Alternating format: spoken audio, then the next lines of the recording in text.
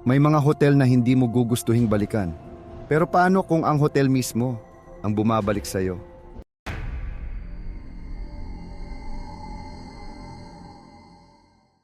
Ang kwento ay nagsimula sa isang lalaking nagngangalang Chris. Si Chris ay isang businessman na madalas magbiyahe.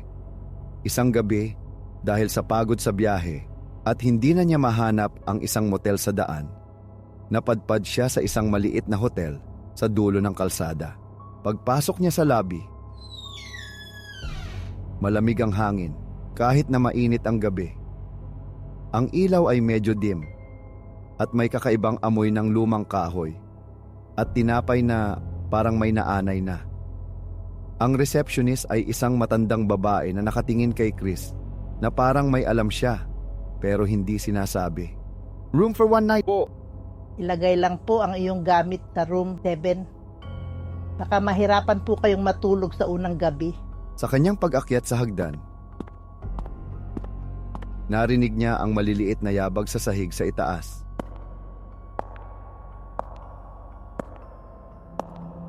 Akala niya'y ibang guest lang. Ngunit sa paglapit niya sa pintuan ng room 7, napansin niyang may malamig na hangin na sumalpok sa kanyang mukha. Parang may buksang bintana sa loob ng kwarto. Pero wala. Pagpasok niya sa room, naramdaman niya ang kakaibang kabog ng puso. Ang kwarto ay mukhang luma. Malalaking kurtina na kulay burgundy at lumang kama na may metal frame. Ang kwarto ay tahimik. Masyadong tahimik. Habang inilalagay niya ang kanyang bag sa lamesa, narinig niya ang mahihinang boses na parang bumubulong sa kanya. "Huwag kang managinip dito." Tiningnan niya ang paligid, pero wala. Iniisip niya na baka pagod lang siya sa biyahe. Subalit, bawat oras na tumatagal, naririnig niya ang maliliit na yabag sa hallway sa labas ng kanyang kwarto. Ngunit kapag tiningnan niya sa bintana, wala ni isa. Sa kalagitnaan ng gabi, nagising si Chris sa tunog ng malakas na kalabog sa kisame. Tumayo siya at tumingin sa itaas at nakita niya ang isang anino ng tao na dumadaan sa kisame. Parang lumulutang. Nang tumingin siya sa paligid ng kwarto, bigla itong nawala. Kinabukasan, nakipag-usap si Chris sa matandang receptionist. Tanong niya kung may ibang bisita sa hotel kagabi. Pero sumagot ito na walang ibang guest sa hotel. Na-curious si Chris at tinanong ang tungkol sa kwarto 7.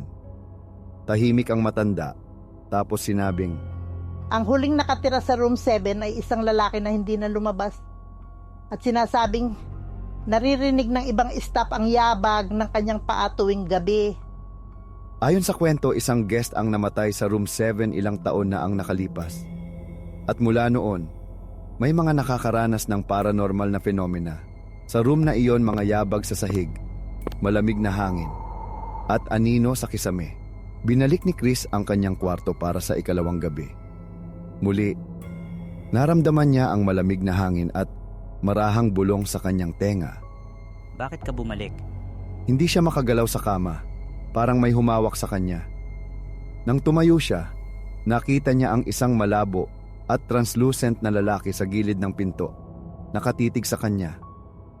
Nang subukan niyang sumigaw, parang natabunan ang kanyang boses ng biglang malakas na paglagapak sa sahig sa loob ng kwarto. Tumakbo siya palabas, ngunit sa hallway, nakita niya na walang hagdan, parang pader ang sahig. Ang hotel na dati ay ordinaryo, ngayoy parang lumulutang sa isang dimensyon ng dilim. Kinabukasan, mabilis na nag-check out si Chris. Ngunit bago siya tuluyang makaalis, sinabi sa kanya ng receptionist, Hindi ka dapat bumalik dito. Baka hindi ka na makalabas ng hotel sa susunod. Sa kanyang pagmamaneho palayo, tiningnan niya ang rear view mirror at nakita ang malabong mukha ng lalaki sa room 7 na nakatingin sa kanya. Kahit na wala na siya sa hotel. Matapos ang nakakakilabot na unang gabi, hindi maiwasan ni Chris ang pagbabalik loob sa curiosity niya. Isang linggo pagkatapos ng unang karanasan, nagpasya siyang bumalik sa hotel para mas maintindihan kung ano talaga ang nangyari. Pagdating niya sa lobby, parehong malamig at tahimik ang paligid. Ngunit ngayong gabi, napansin niya mas maraming maliit na detalye. mga litrato ng mga nakaraang staff sa hallway, na ang mga mata ay tila tumutingin sa kanya kahit na malayo. Habang naglalakad patungo sa room 7, maririnig niya ang mga maliliit na boses na nagbubulong sa kanya sa iba't ibang lengguwahe. Parang sinasabi ng hotel na, Hindi ka dapat bumalik. Lumayas ka na. ngunit sa kabila ng babala, pumasok siya sa room 7. Pagpasok niya, agad niyang naramdaman ang matinding lamig. Hindi na ito ordinaryong malamig ng hangin, parang may presensya sa loob ng kwarto. Habang inilalagay niya ang kanyang bag, may narinig siyang malalapit na yabag sa sahig. Ngunit nang tumingin siya, walang tao. Mula sa sulok ng kwarto, isang malabo at mahahabang anino ang unti-unting lumitaw. Hindi ito bumubuo ng mukha o katawan, parang ulap ng dilim na may mata. Habang lumalapit siya, naramdaman niya ang pagkakabig sa kanyang braso. Parang may invisible na kamay na humahawak sa kanya. Tumakbo siya palapit sa pinto. Ngunit parang ang kwarto ay lumawak, hindi niya mahanap ang exit.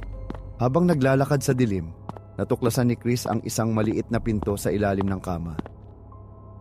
Hindi niya ito napansin noong unang gabi. Pagbukas niya, isang maitim at masikip na hagdanan ang bumaba sa basement. Ang amoy ng lumang kahoy at amag ay mas matindi. Habang bumababa siya, naririnig niya ang mahihinang iyak ng bata at mga bulong ng matatanda. Sa ilalim, nakita niya ang isang malaking silid na puno ng lumang gamit, binti ng manika at lumang litrato ng mga bisita. Sa gitna ng silid, isang malaking salamin na parang nagpapakita ng ibang dimensyon. Nang tiningnan niya, nakita niya ang kanyang sarili na nakakatitig sa kanya.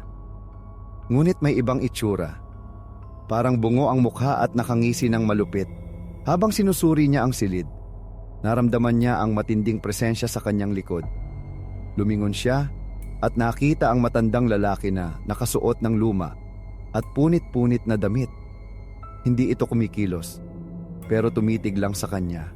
Biglang nagkaroon ng malakas na kalabog sa kisame at narinig niya ang boses ng receptionist na bumubulong. Ang kwarto ay hindi para sa iyo. Umalis ka bago mahuli. Nagdesisyon si Chris na umakyat at bumalik sa room 7. Ngunit habang pataas siya sa hagdan, naramdaman niya ang mga kamay na humahawak sa kanyang paa. Pilit siyang hinahatak pababa. Hindi niya alam kung tunay ba o hallucination lang.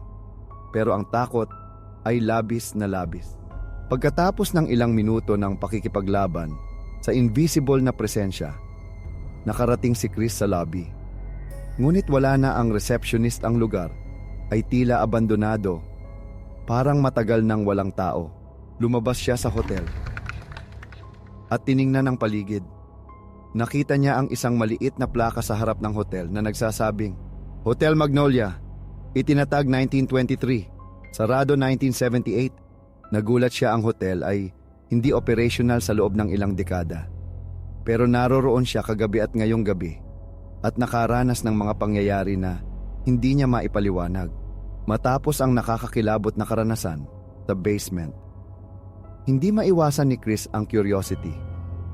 Ngunit sa pagkakataong ito, may kakaibang pakiramdam siya, parang may pumipigil sa kanya sa pagbabalik. Ngunit pinilit pa rin niyang bumalik. Pagdating sa hotel, malamig ang hangin at nag-iisa sa lobby. Ang hotel ay tila mas lumang ang mga pintura sa dingding ay may mga guhitan ng dugo at ang mga ilaw ay pulsating. Parang may puso ang gusali. Habang naglalakad siya patungo sa room 7, naramdaman niya ang malakas na presensya sa bawat hakbang. Parang may mga matang nakatingin sa kanya mula sa bawat sulok, bawat dingding, bawat litrato. Pagpasok niya sa room 7, naramdaman niya ang labis na lamig na tumatagos sa buto. Sa gitna ng kwarto, nakita niya ang lumang kama na parang may nakalagay na hugis ng katawan. Lumapit siya sa kama at biglang lumitaw ang lalaki mula sa basement. Ngunit ngayon, malinaw na hindi tao. Ang balat nito ay parang lumulutang na usok, kulay abo, at ang mukha ay walang mata, puro bungang isip ng ngiti. Bago pa niya matakbo, narinig niya ang mga boses ng nakaraang mga bisita na nakatira sa room 7. Bumubulong. Bakit ka bumalik? Hindi ka karapat-dapat. Ang kwarto ay unti-unting nag-transform, ang dingding ay parang lumulutang. Ang kisame ay parang bumabagsak. At ang floor ay parang lumulubog habang natatakot. Napansin niya ang salamin mula sa basement. Nang tiningnan niya, hindi siya nakikita ng normal, nakikita niya ang sarili niya na parang nakulong sa loob ng hotel. At sa paligid niya, nakikita ang lahat ng naunang biktima ng Room 7. Narinig niya ang bulong, Ang hotel ay buhay. Ang Room 7 ay pintuan sa pagitan ng mundo ng mga buhay at patay. Lahat ng pumasok may presyo. sa pagtingin niya sa salamin. Nakita niya ang isang kamay na kumakapit sa kanyang balikat. Nang lumingon siya, walang tao pero ang kamay ay nakatutok sa kanya. Naghihintay ng oras para siya'y bawiin ng hotel. Natakot si Chris. Ngunit sa gitna ng takot, napagdesisyonan niyang hindi magpapatalo. Nagdasal siya at naglakad sa gitna ng kwarto, sinusubukang pumunta sa exit.